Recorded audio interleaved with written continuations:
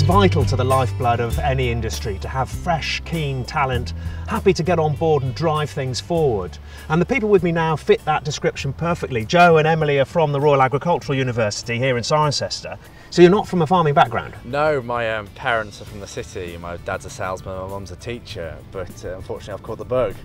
And we had lots of family friends with farms, and when I was young we went to see them and started working for them and literally went from there, and now I want a job in a dairy farmer. I'm actually off to New Zealand next week for a year to live my dream.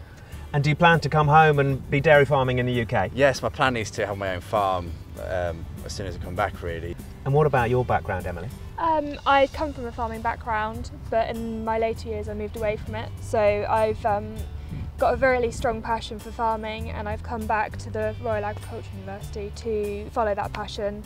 Joe, why are you so optimistic about dairying?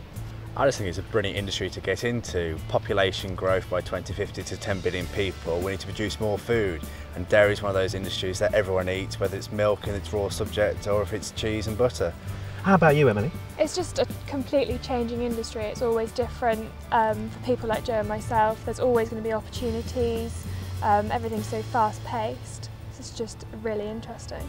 So are there things that you've learned at university here that you wouldn't have known about dairying before? Yeah, there's loads of things. You take dairy cows at face value, you see them in the field eating the grass, and you don't realise how complex they are, the social structures, how their immune systems work and everything like that. It's just really interesting to get involved. How about you, Joe? Have you learnt much? Yeah, we've learnt loads. We've looked at technologies that enable you to manage the cow once they've eaten food, measuring pH levels and temperature inside the cow, so you're not just looking at the feed externally, you also monitor it internally as well. How about you, Emily? Yeah, I've been looking to the high immune response technology, which is really interesting for a range of diseases, mastitis, bovine tuberculosis.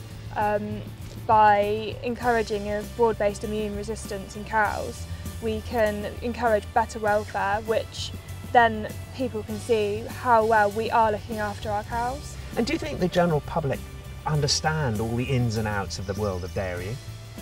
No, I don't think it's appreciated enough. We tend to look at things on the supermarket shelf and just buy them. We don't think of all the work that goes into it, how farmers have to be up at 4 o'clock in the morning milking, how you have to be out in all weathers, and it's just not appreciated by the general public as much as it could be. So it's people like us and yourself need to encourage this kind of understanding in the industry.